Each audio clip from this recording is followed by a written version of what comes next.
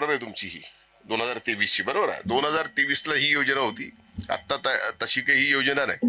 23च्या योजनेमध्ये ही गुंतवणूक काय साधी आहे का? नाही. एक प्रश्न मी सभागृहात ज्यावेळेस विचारला की आमचा 9वा प्रकल्पाचं ऊर्जाचं काय झालं कोळशावरच्या, माननीय मुख्यमंत्र्यांनी त्यावेळेस उत्तर दिलं, ताई सभागृहात होत्या, की त्या प्रकल्पासाठी आम्ही प्रयत्न करूच, पण लागलीच आम्ही 350 मेगावॅटचा सोलार प्रकल्प आपण परळीत देऊ, त्याच्या 50 मेगावॅटचं लवकरात लवकर भूमिपूजन या ठिकाणी माननीय मुख्यमंत्री, माननीय ताई या सर्वांच्या उपस्थितीमध्ये भूमिपूजन आपण तिथं करणार आहोत. ते 50 मेगावॅट म्हणजे त्याचा आजचा खर्च जरी गृहीत धरला तर तो खर्च आज जवळजवळ 4.5 कोटी रुपये. आता नव्याने सोलार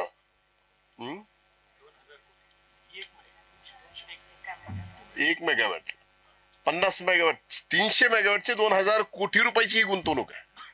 म्हणजे आपण म्हणतो की उद्योग येत नाही, अनेक म्हणतात की रोजगार नाही, ही गुंतवणूक आहे. शेवटी 50 मेगावॅट जर लगेच चालू झाला तर त्या 50 मेगावॅट साठी काम करायला जे रोजगार आहे तर अक्षरशः खुरपणाऱ्या पासून ते सोलारवर पॅनलवर पाणी मारणाऱ्यापर्यंत, इंजिनियर पासून ते ITI पर्यंत सर्वांना रोजगार देणारा हा प्रकल्प आहे.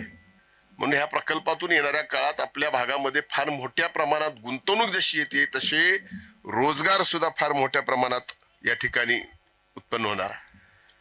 आता नव्याने ज्यावेळेस आपण हा प्रकल्प करायला जाल कुणी डॉक्टरांना, तर माझा सल्ला की नका जाऊ. आता ज्यावेळेस जातो त्यावेळेस रिव्हर्स बिडिंग मध्ये जावं लागतं. म्हणजे आज रिव्हर्स बिडिंगचा मी दररोज रिव्हर्स बिडिंगचा बाकी कुठे घेत नाही, पण काही जण ओपन क्लोज आता नाही, पण जसं घेतात तसं मला ते सोलारचा रिव्हर्स बिडिंगचा काय रेट आहे रोजचा ते माहिती घेतो. आज ₹2.94. आम्ही आता कराड साहेब तेच चर्चा करत होतो.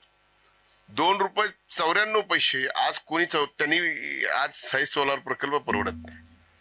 पण आता पहिल्यांदा ज्यावेळेस आम्ही या ठिकाणी एक प्रकल्प 25 मेगावॅटचे मी दोन व्यक्तिगत प्रकल्प करतोय, त्या प्रकल्पाला पहिल्यांदा शासनाने आपला 50 मेगावॅटचा सुद्धा प्रकल्प असा आहे, ही येणारी दिवसाची वीज आहे, दिवसाच द्यावं लागते. ही स्टोअर करता येत नाही, थांबवता येत नाही. ही लगेच एकमेव अशी वीज अशी गोष्ट आहे की जी स्टोअर करता येत नाही, त्याला वेगळी व्यवस्था करावी लागते. आणि ती व्यवस्था एवढी खर्चिक आहे की ती कुणालाही परवडत नाही, म्हणून तो प्रकल्प कधीच परवडायचा नाही. आता मात्र सकाळी दिवसभर निघणारी ही जी वीज आहे, भरेही दिवसात त्याला मागणी नसली तर ती स्टोअर करून रात्री देण्याची व्यवस्था आता करता येऊ शकते. अशी बॅटरीज आता या प्रकल्पामध्ये आणल्या जात आहेत. आणि ती बॅटरीचा पहिला प्रकल्प सुद्धा आपल्या परळीमध्ये या ठिकाणी आपण सोलार सोबत बॅटरी, म्हणजे त्याला ऍडिशनल जसं 2.5 मेगावॅट म्हणताय ना, तर त्याला एक्स्ट्रा तुम्हाला 1.5 मेगावॅटचा खर्च धरावा लागतो. म्हणजे 4 मेगावॅटला जो खर्च येतो तो बॅटरी सोबत तेवढा खर्च 2.5 मेगावॅटसाठी येतो. त्यामुळं काय होतं की ज्यावेळेस मागणी आहे त्यावेळेस तुम्हाला त्या बॅटरीतनं तुम्हाला ती मागणी असताना ज्यावेळेस भाव जास्त असतो त्यावेळेस ती वीज तुम्हाला त्या बॅटरीतनं स्टोअर केलेल्या बॅटरीतनं देता येते. ती व्यवस्था सुद्धा आपल्या परळीतून या ठिकाणी होते. मी मनापासून या प्रकल्पाला शुभेच्छा देतो. मला माहिती आहे की राजाभाईनी या जमिनीचा